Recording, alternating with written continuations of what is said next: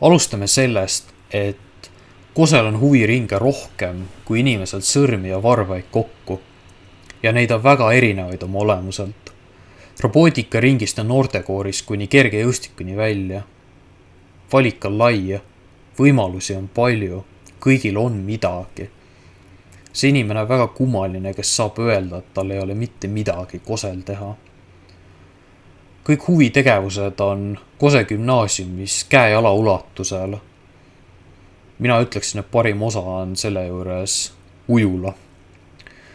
Aga Kose gümnaasiumis õppimisel ma loeksin suurimaks plussiks seda, et paljud õpetajad ja juhtkond pakkusid sageli võimalusi tegeleda erinevate asjadega ja osaleda huvitavatel üritustel, mis tegelikult veelgi parem, neid aidata läbi viia ja ise korraldada.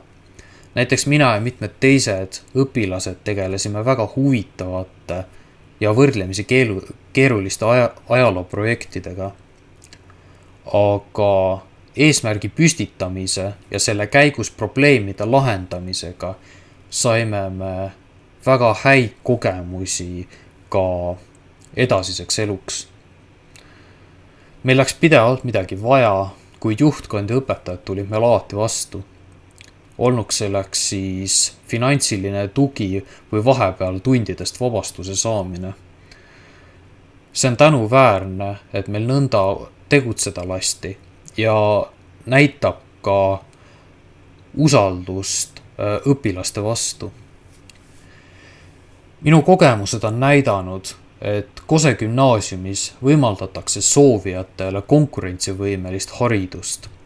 Näiteks ei pidanud ma kooli lõpetamisel sooritama Tartu Ülikooli sisseastumise eksamit, sest siit koolist omandatud teadmised võimaldasid mul saada piisavalt head tulemused riiklikel eksamitel.